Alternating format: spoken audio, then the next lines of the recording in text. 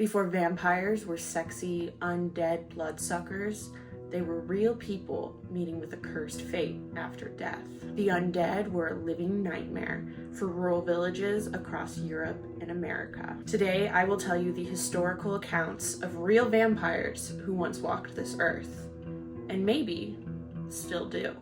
Another spooky intro for a spooky video. You're welcome. This lighting is staying. This is not just for the intro. My lighting has been so ass in my last two videos and it pisses me off when I'm editing. So I was like, let's try something new. If this looks bad, we're stuck with it. I don't have time to re-record this. Now, of course, before this video gets started, we must acknowledge Wendell. He's grown considerably stronger since he sacrificed my Labubu. And I'm beginning to wonder if I should take him to a priest or something, because the demonic possession isn't cute anymore. It's kind of becoming scary. Anyway, let's get to something easier to digest. Let's talk about real vampires. The real vampire sluts knew this was coming. We have the enduring Serbian legend of Sava Savanic. Due to having to split up these recordings, I took Sava out of my last video and decided to put him as the first part of this video. Sava definitely came before Peter Blojevic, or however you say that. But those first three stories went so well together, I decided to just kind of keep those in one place and throw Sava in this video, which is sort of like the stragglers. Deep in the valley of west central Serbia, in the village of Zaroche, sits a watermill shrouded in darkness. There lived a reclusive flour miller known as Sava Savnovic.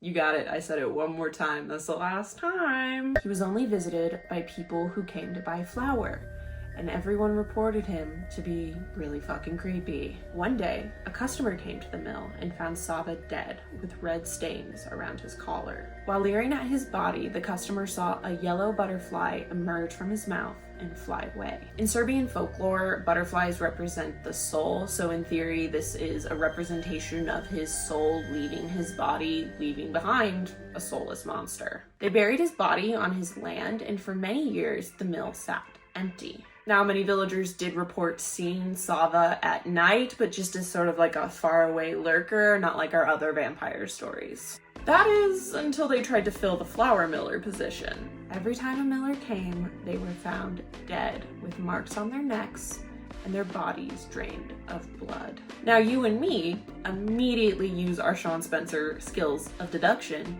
and go, vampire. But Zaroche saw this as more of a curse situation. Now, depending on what you read, this story can go two ways. I'm gonna go with the more fun, entertaining way in the name of YouTube. Now, just one village over lived a man named Stringa. That's the best pronunciation I can do. Now, Stringa fell in love with a rich man's daughter, but the man was like, ew, no, you're poor, get away from her. So Stringa went to, am I gonna pronounce this 10 different ways throughout the whole thing? Yes. So Stringa went to Zaroche to look for work and heard about this whole miller situation and was like, I can make that work. That's how desperate he was. He's not like other flour millers, okay? He's young and in love. And for a while, he actually made a decent living. The locals trusted him, and I can assume that they were happy to have flour again. But what the village didn't know is that every night he locked himself in a windowless loft with 2 guns and barely slept while something attempted to get in. First, it started with knocking, and then quickly grew to scratching and beating the walls, trying to break in. One night, the mysterious knocking hit a peak, and the old, decrepit body of Sava walked through the broken door. Stringa fired at him, and Sava ran away. These vampires in these stories are not as brave as the vampires in movies today. When Stringa finally confessed to the people of the village what was going on, they decided it was time to grab a holy figure and go visit Sava's grave. When they dug up Sava's body, they found a semi-alive-ish looking man with a fresh bullet wound in his chest.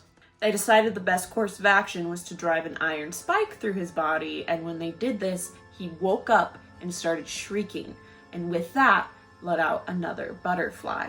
After this, Stringa ran to the rich man's house to tell him and his daughter that he was, in fact, rich and successful now, and also defeated a vampire. But when he arrived at her room, a yellow butterfly floated through the window and crawled into her mouth.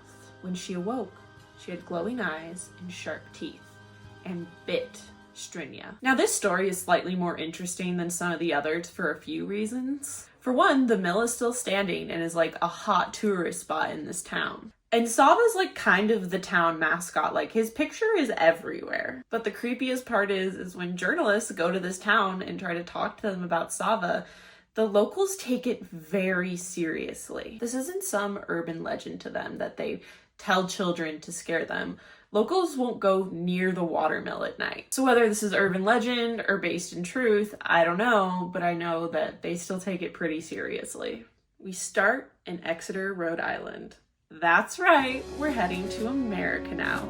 Land of the not so free, home of the giant problem. A man named George Brown loses his wife Mary Brown to a mysterious illness in 1883. This is never a good sign. 6 months later, his daughter Mary Olive Brown, who I will be calling MJ now so we don't get confused, also dies of a mysterious illness. An unspecified amount of time later, his 19-year-old daughter Mercy Brown, not to be confused with Mary and Mary, also kicks the bucket. Then his pride and joy, his only son, a strapping young man named Edwin, also gets pale and sickly. Which is weird because he was a teenager in the 1800s, so he should have been like ripped and developing skin cancer from his manual labor. Anyway, his illness is a bigger concern than any of his daughters. When the village doctor came by, he said it was probably consumption. However, naturally, the rest of the village wasn't convinced.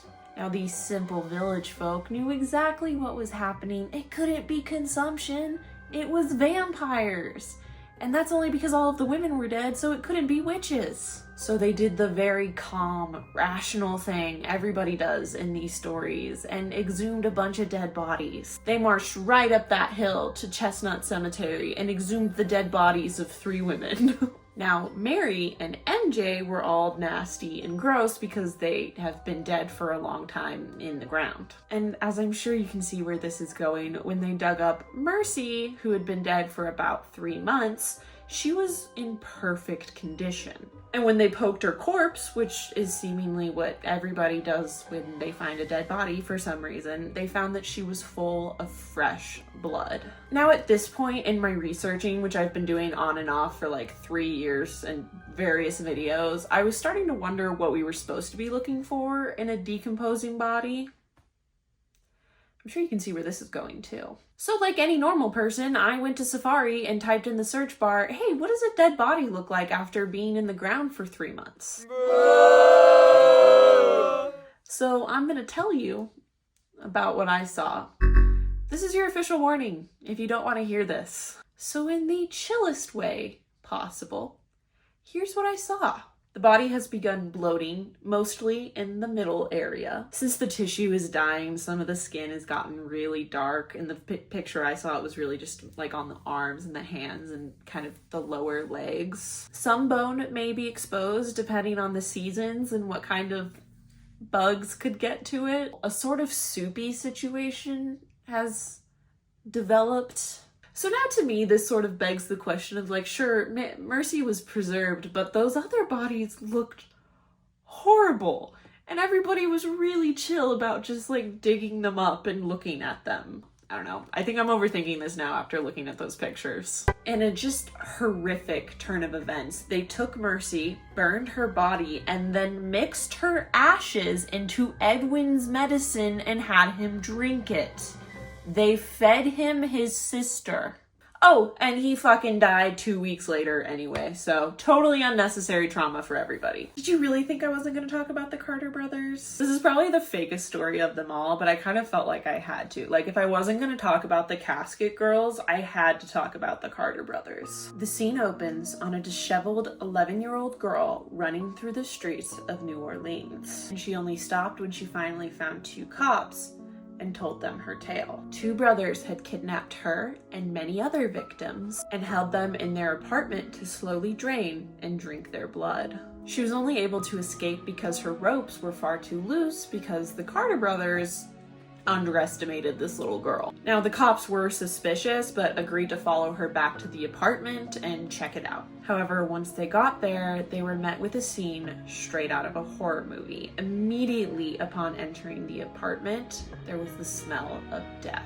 In one room, they found 4 victims, half dead, tied to chairs exactly as Mercy had described. And in another room, they found 2 dead bodies wrapped up in sheets. The victims claimed the brothers would leave before daybreak and come back after sunset. The brothers would cut the victims' wrists, drain it into a cup, and then drink it. But they were really nice. They would then rewrap the wrists so that they could do it again later. According to the victims, the brothers didn't even acknowledge them and even rarely spoke to each other. John and Wayne Carter had no idea that the little girl had escaped, so when they arrived back to their creepy murder apartment, they were surprised to be greeted by the cops. They confessed immediately and begged for death, saying that if they lived, they would have to continue to feed on blood. Without much detail, they were then tried and executed. Depending on which version of the story you read, they were either executed together or a year apart, but it doesn't really matter. The important part is that they were placed in a crypt